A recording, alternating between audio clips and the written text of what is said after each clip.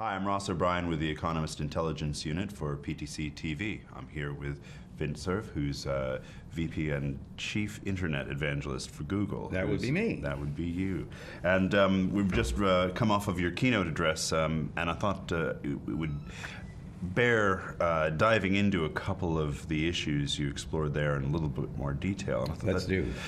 Thought we'd pick up on the mobility thing. You had mentioned that we're at the confluence of a couple of trends. We're at the dawn of the IPv6 era, and we're also at an era where mobility is becoming increasingly important to the internet. I think sometime in July we just tipped over that point where mobile penetration in the world is greater than 50%. So now we have a more than every other person ratio with a mobile phone.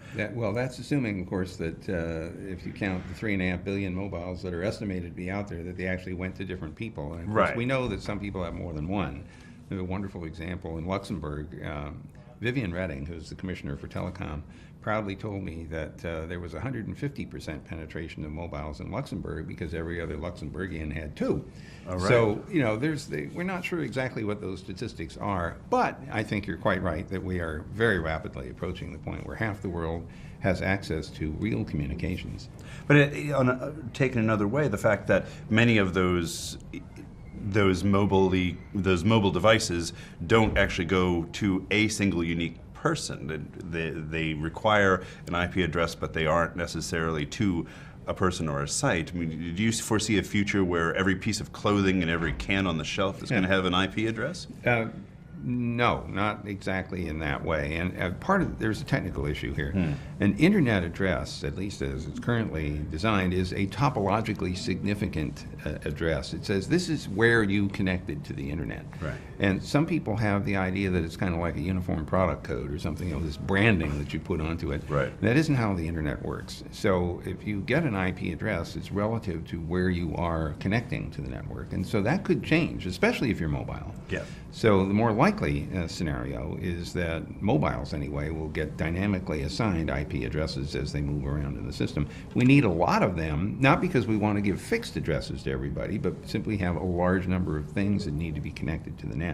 Right. And we have to have a way of expressing uniquely exactly which of the currently connected devices we want to talk to. Okay. So we won't see them, you know, the cans on a shelf are not likely to have IP addresses necessarily. On the other hand, there are fixed installations where it might make very good sense for every device in that fixed facility to have an IP address. Example, a sensor network, for instance. And it doesn't mean that it's wired. It may be a radio-based sensor net, like the one I have in my house. Every one of the devices does have an IPv6 address. And I can fix that because they aren't moving around anywhere. Right. But they are wired. They're not wired. They're wirelessly connected together. Now, in markets like Asia, where the core infrastructure is in fact mobile-centric, and the mobile to fixed ratio of individuals is in the 10 to 20 to 1 ratio, what impact is that going to have on Asia's ability to be more internet-centric? Well, obviously, you need to have applications running in the mobiles that will allow you to make use of applications on the internet. You need an ability to go from the mobile transport component of the system to some gateway, we'll call it, or router, to the rest of the internet so you can get services. We need for those devices to find each other. Now, they do that today with their telephone numbers because a telephone number is no longer an indicator of where you are. It's simply an identifier. This is not true of IP addresses right now. So we are going to need something which can be fixed to that device, which will stay fixed even if the device moves around in the internet. Okay. In the telephone world, we took the telephone number, which used to be a fixed, a determinant of where you physically were, and we put other addressing structures below it and said we dynamically bind. So when you turn your mobile on, it connects to the nearest base station and announces its telephone number, and the base station says, well, okay, temporarily you are device number mumble foo in this base station reachable area. And if you move to another base station, your telephone number gets handed over there and saying, well, now you're bound to this other base station. So we are going to need protocols in the internet that will allow for this dynamic binding to take place. And this has, I know that your listeners don't want to have an engineering discussion here, but Right. but the critical thing is that some of the protocols of the internet are going to have to change in order to accommodate the kind of mobility and disruption that mobile communication produces. And a time frame, just rough time frame for when that becomes reality? Well, I think the pressure is already on. If you think of the 3.5 billion mobiles that are in use now, maybe 15% are internet enabled, maybe more. I don't have a good handle on that. There is going to be increasing pressure for people who want to use internet-based resources from their mobiles to have effective protocols to support that. Yep. And just one other observation is, it's surprised me, but maybe because I didn't think about it very carefully. We've seen that the way people use their mobiles is an information window. Yes. But they carry it around with them.